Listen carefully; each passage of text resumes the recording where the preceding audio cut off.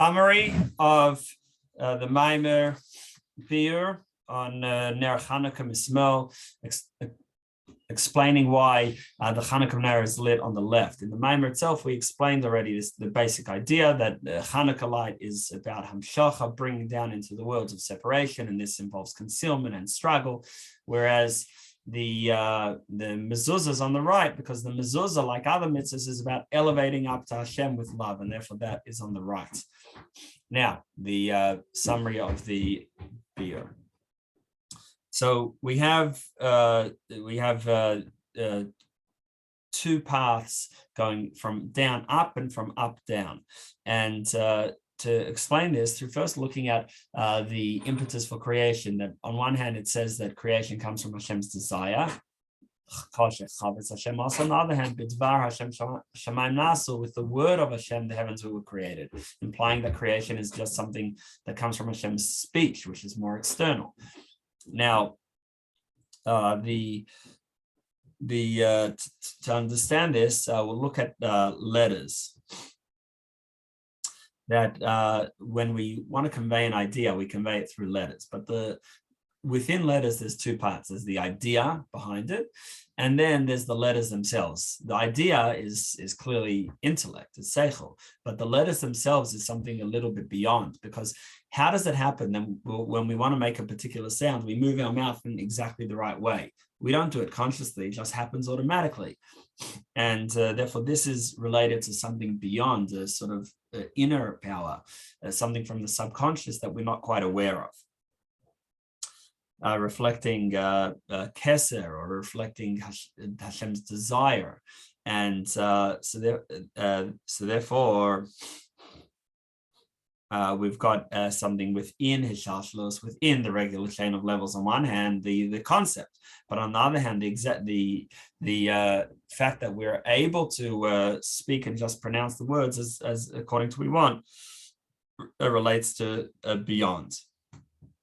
Now, within our world and within worlds in general, so there's a limited amount of godly energy which is apparent, and therefore therefore we have statements that coming from the psukim say, we're coming from a sort of a more mundane perspective, like going recognize Hashem as creator, but not as beyond that.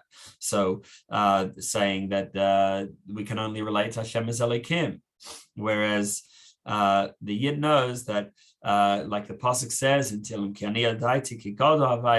that Hashem is great. In other words, that even in this place of concealment, where in general things run according to nature, but still there's Hashem beyond nature here as well, and we can bring that down and reveal that.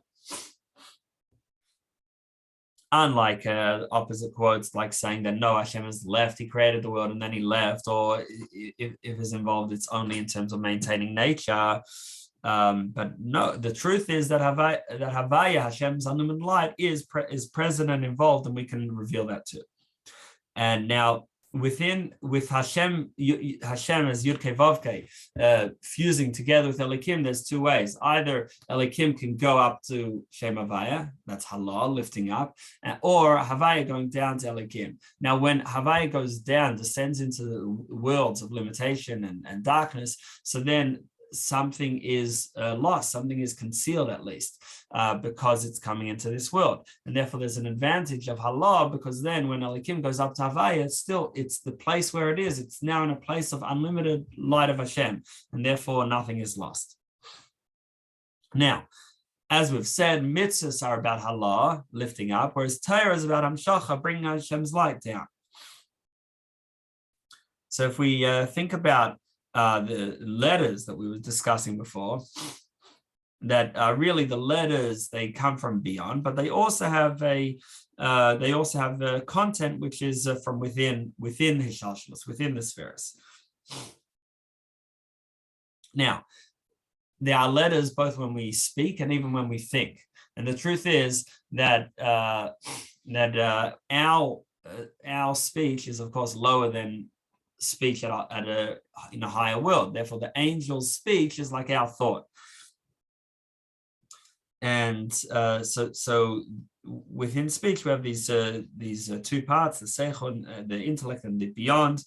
And really, there is also the keser, like we said, the beyond energy within our words, which is the fact that we just know where to put our lips and our mouth in order to speak. And it's also the fact that when two people give over the same idea, each one will give it over according to their style. So what is this style? So the style is also something beyond. You can't quite put your finger on it, but it's something beyond that affects how we speak. And this is the idea of the malach bringing up our prayers.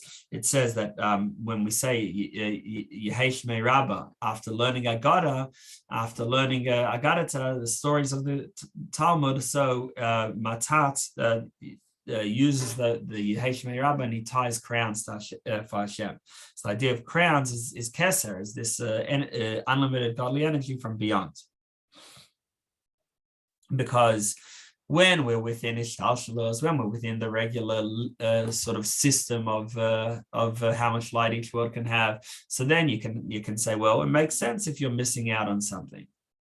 You might deserve, the person might have sinned and therefore he deserves it, or it serves some other benefit.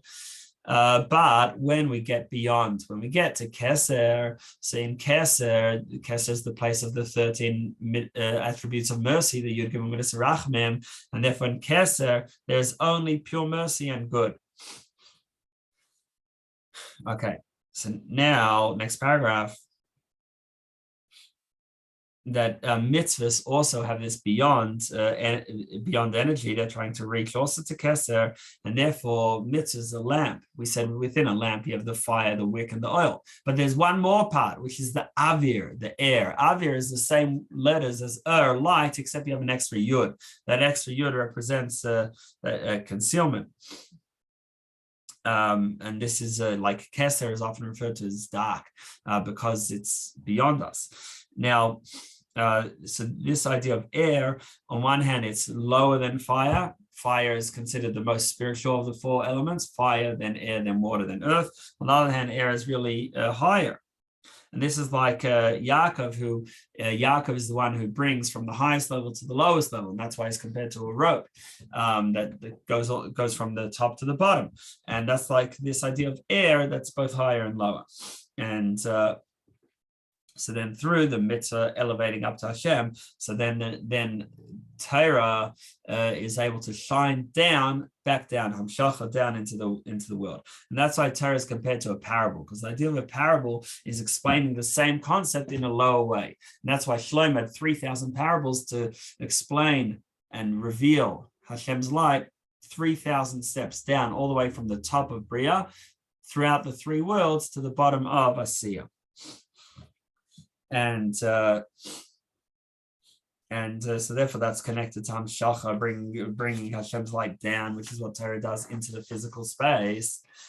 And Torah is one with Hashem. So when we bring down Torah, we're bringing down Hashem.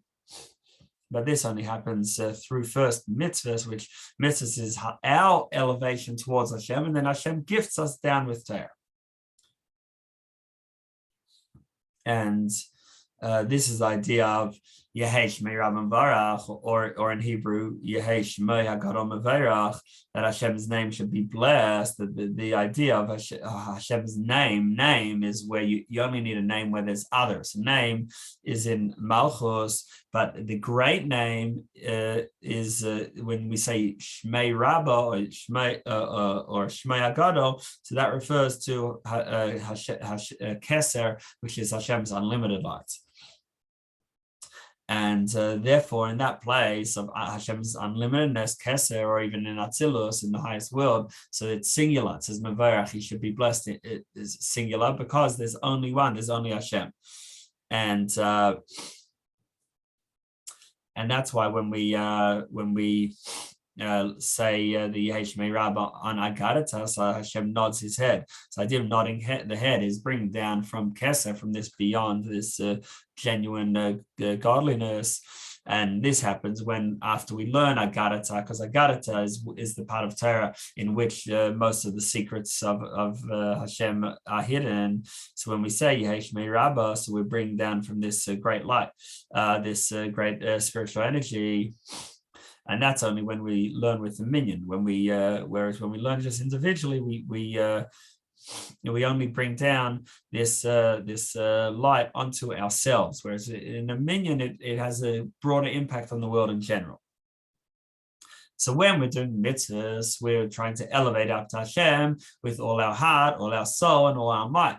So all our heart is in prayer. All our soul is also in Torah, because after we elevate Hashem, that causes the Torah then to come down. And all our might includes all our possessions and all our money, meaning that and that's the idea of a mezuzah. We put a mezuzah on our door to say we want to elevate all of this up to Hashem.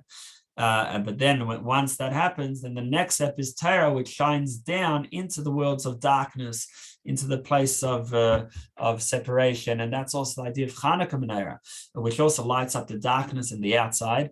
And that's why it was in this times of the second base of Mikdash, which is the time of Gevurah. And that's why it's also both the Chanukah miracle as well as the flowering of Torah with Mishnayos, etc. And that's also why it's on the left, because it's fighting to transform the darkness of the outside.